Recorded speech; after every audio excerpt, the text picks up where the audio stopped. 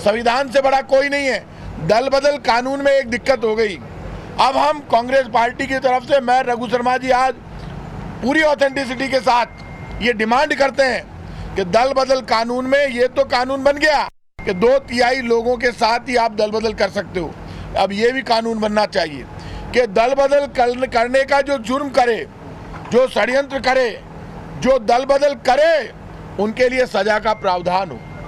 क्योंकि ये हालात हो गए, जो जिस निशान से जीत कर आता है उसको उस निशान के साथ लेना रहना उसकी जिम्मेदारी है, उसका नैतिक कर्तव्य है, उसका देश और धर्म के लिए कर्तव्य है। जिस तरह की राजनीति देश में हो गई है उसमें ये समझ लेना चाहिए, सिर्फ 1.5-2 साल में सरकारों को अस्थिर करने की कोशिश, बीजेपी के जुल्म और अन्याय के खिलाफ 5 वर्ष तक कांग्रेस के कार्यकर्ताओं ने संघर्ष किया, जनता सड़कों पर उतरी, आंदोलन हुए, और उसके बाद राजस्थान की सरकार बनी।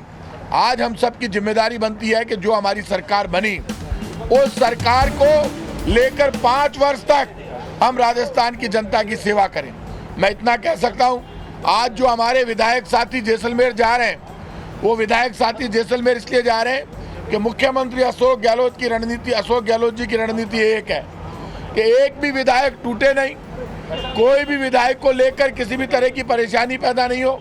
हमारे विधायक सब एकजुट हैं, सबकी इच्छा थी कि होटल बदला जाए, कहीं और कैंप किया जाए, इसीलिए किया गया। बिल लेकर के आ रहे हैं वैसा विधानसभा में बिल लेकर हमेशा हम बिल लेकर आते हैं। बिल लेकर आना विधानसभा की परंपरा है, तो इस बार भी बिल आते हैं तो कोई नई बात नहीं होगी। 1 मिनट रुकना पड़ेगा, बस को दिखा देगा।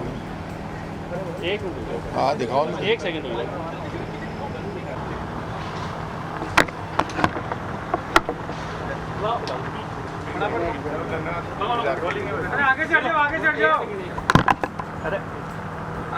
देखिए, राजस्थान सरकार के मंत्री सचिवालय में रहेंगे।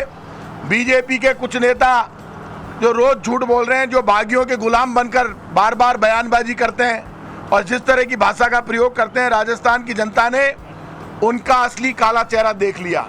राजस्थान की वोट से चुनी हुई सरकार को गिराने के षड्यंत्र में बीजेपी के नेताओं की जो बयानबाजी आ रही है, बीजेपी के नेता कह रहे हैं होटल में मौज मस्ती कर रहे हैं, होटल में मौज मस्ती कर रहे हैं, मजा आ रहा है। रोज सचिवालय जाते हैं राजस्थान के सारे मंत्री, हम खुद यहीं पर हैं, सचिवालय में रहेंगे, जनता के बीच में रहेंगे। कोरोना संकट को लेकर मुख्यमंत्री अशोक गहलोत जी और रघु शर्मा जी लगातार वीसी कर रहे हैं। कल भी इन्होंने वीसी की। कोरोना संकट में देश का सबसे अच्छा रिजल्ट राजस्थान ने दिया है। हेल्थ मिनिस्टर के नाते रघु शर्मा जी रोज कोरोना को लेकर सबसे ज्यादा चिंतित है, और कोरोना में जो हमारा रिजल्ट है वो हमारी वर्किंग का ही परिणाम है। लेकिन कोरोना संकट में जो महापाप भारतीय जनता पार्टी ने किया, उसके लिए भगवान इनको माफ नहीं करेगा, बीजेपी वालों को पाप लगेगा। आज मैं कह रहा हूं, ठाकुर जी इनको माफ नहीं करेंगे। आने वाले समय में 2023 में भी इनको हार का सामना करना पड़ेगा, क्योंकि लोगों ने देखा है चुनी हुई सरकार को गिराने के लिए पागलों की तरह पीछे पड़ गए। इनके लड़ाई तो अंदर की है, ये वसुंधरा जी को निपटाने के चक्कर में खुद निपट जाएंगे, क्योंकि इन्होंने देखा शॉर्टकट से हम राज ले लेते हैं, इसलिए इन्होंने कांग्रेस के बागियों से हाथ मिला लिया, दिल्ली में जाकर रिपोर्ट कर दी। इसमें बड़ा खेल खेलने वालों में ये एक तो सतीश पुनिया, राजेंद्र राठौड़ इनका नाम है, लेकिन मुझे दुख इस बात का है, और एक गजेंद्र सिंह शेखावत, इनका मुझे ज्यादा दुख इस बात का है कि इनके षड्यंत्र में गुलाबचंद जी कटारिया कैसे फंस गए। हमारे दिमाग में यह थी कि गुलाबचंद कटारिया एकमात्र ऐसे धीर गंभीर नेता है जो विधानसभा जैसी कॉन्स्टिट्यूशनल बॉडी को कमजोर नहीं करेंगे, लेकिन आजकल उनके भी बयान ऐसे आते हैं कि साहब गवर्नर साहब, अरे गवर्नर साहब हमारे परिवार के मुखिया हैं, लेकिन कॉन्स्टिट्यूशनल बॉडी विधानसभा को आप कमजोर करोगे तो आप भी कमजोर हो जाओगे। अब बसपा के विधायकों की इनको याद आई है, बसपा के विधायकों को लेकर और कोर्ट में गए, कोर्ट ने भी पूछा इनसे इतने दिन क्या सो रहे थे।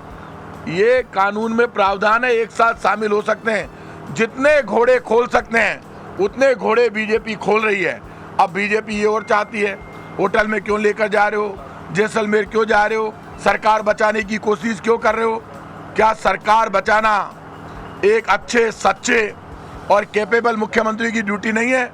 मुख्यमंत्री अशोक गहलोत जी की जिम्मेदारी है। उनको जो वोट मिला है उस वोट को षड्यंत्र से, ताकत से और पैसे से कोई छीनने की कोशिश करेगा तो एक मजबूत राजा की जिम्मेदारी होती है, तो राजा जागता रहे, लड़ता रहे, भिड़ता रहे, जनता की सेवा करता रहे। यही कारण है कि जबरदस्त काम कोरोना संकट के समय में हुआ। बीजेपी की मिर्ची लग रही है कि इस कोरोना संकट में भी इतना अच्छा काम ये क्यों कर रहे हैं। क्यों राजस्थान में एक भी मजदूर की डेथ नहीं हुई जब मजदूर पलायन कर रहे थे। 6 करोड़ लोगों को फ्री में दाल और चावल, दाल और गेहूं, 1 करोड़ लोगों को पहले सहायता, फिर 35 लाख लोगों को सहायता, फिर हरिद्वार के लिए फ्री बस सेवा, श्रमिक बस सेवा। इससे इनके पेट में दर्द हो रहा है। मैं आज कह रहा हूँ सुदर्शन चक्रवाला हमारे साथ में है और गारंटी से कह रहा हूँ 100% लोगों की भाषा बदलने लगी है। और मुझे भरोसा है कांग्रेस के बागी जो गए वो आला कमान से बात करके आप देख लेना, उनको आना पड़ेगा, क्योंकि संख्या बल आज कांग्रेस पार्टी के साथ है। सोनिया गांधी, राहुल गांधी के नेतृत्व में मुख्यमंत्री अशोक गहलोत के साथ है। कांग्रेस की जाजम पर जो आएगा जनता का आशीर्वाद उसको मिलेगा। जो कांग्रेस की जाजम के साथ, हाथ के निशान के साथ धोखा करेगा, उसको मैदान में जब वो अपनी कॉन्स्टिट्यूएंसी में जाएगा तो जनता निपटेगी। अब मैं आदरणीय रघु शर्मा जी से कहूंगा, तो बीएसपी के नाम से नया पैतरा है वो चला है, कुछ नहीं है। राज्यसभा में आप सांसद लेके आते हो अपनी पार्टी में टीडीपी के, तब तो ये कानून आपके लिए अलग है। यहाँ पूरे के पूरे विधायक दल ने कांग्रेस पार्टी में वो मर्ज किया है और ये कानून सम्मत है। इसलिए कितना भी कोर्ट कचहरी के चक्कर खाएं, ये लोगों को गुमराह करने की साजिश है और कुछ भी नहीं है। वो हमारी पार्टी में आ चुके हैं, 1 साल हो गया और वो हमारी पार्टी का हिस्सा है। इसलिए भारतीय जनता पार्टी को इसमें कुछ हाथ आने वाला नहीं है किसी भी तरह से। तो मुख्यमंत्री ने कहा है कि अनलिमिटेड ऑफर अब दिया जा रहा है, और खासकर आप ही के जो बाकी विधायक हैं उनको। भारतीय जनता पार्टी कई राज्यों में ये काम कर चुकी है। सामने है कर्नाटक में क्या किया है, मध्य प्रदेश में क्या किया है, गुजरात में क्या किया है। ये तो उनकी आदत बन गई है। और ये जो नोटबंदी के अंदर पैसा आया है और जो ये जितने भी पूंजीपति लोग हैं जिनके हित में बीजेपी काम कर रही है, इन लोगों से जो डोनेशन मिला है उस पैसे से ये डेमोक्रेसी का चीर हरण कर रहे हैं और कुछ नहीं है। और ये खरीद फरोख्त की राजनीति इस लोकतंत्र को कमज़ोर नहीं करेगी तो क्या होगा बताओ आप। मुख्यमंत्री जी ने अपील की है पहले 6 महीने में अभी किसी ने पहली किस्त नहीं ली है तो आ जाए पार्टी। बयान आया आज विजेंद्र ओला जी का कि मैं सिद्धांतों से समझौता नहीं कर सकता, मेरी पार्टी के साथ मैं धोखा नहीं कर सकता। आप वो हमारे कैंप की बात कर रहे हैं। वो लोग, वो 19 आदमियों में से अधिकांश लोग वो हमारे साथी तो हैं। कोई पार्टी छोड़ना नहीं चाहता, ना पार्टी छोड़ेंगे, इक्के दुक्के रह जाएंगे। आप देखना क्या होता है। सर होटल में कब तक रहेंगे? क्या 14 तारीख तक जैसलमेर रहेंगे या पहले? नहीं, 14 को विधानसभा का सत्र है तो 14 को ही आएंगे यहाँ। क्या इसका कारण क्या रहा है? कोई सुरक्षा लेके कोई बड़ा कारण है या कोई आपको लगता है सेंधमारी हो सकती है आपकी? होटल के मालिक को भी 2 बार नोटिस दे दिए। देखिए, जिस तरह ईडी का, इनकम टैक्स का, सीबीआई का, धन बल का भारतीय जनता पार्टी बेजा इस्तेमाल कर रही है, जितनी संवैधानिक संस्थाएं हैं उनको सरकार तोड़ने में लगा दिया है यहाँ पे, तो भारतीय जनता पार्टी से हमको अपनी सरकार बचानी तो है ना। ये देश का दुर्भाग्य है कि हम लोगों की ज़िंदगी बचाने के लिए जूझ रहे हैं। कोरोना की इस महामारी में पहले इन्होंने कोरोना के चलते हुए मध्य प्रदेश में सरकार गिराई, वहाँ हालात ख़राब हो गए, हज़ारों लोग मर गए कोरोना की वजह से। अब राजस्थान जहाँ की कोरोना नियंत्रित है, मृत्यु दर हमारी सबसे कम है देश के अंदर, रिकवरी रेट हमारी बहुत बढ़िया है।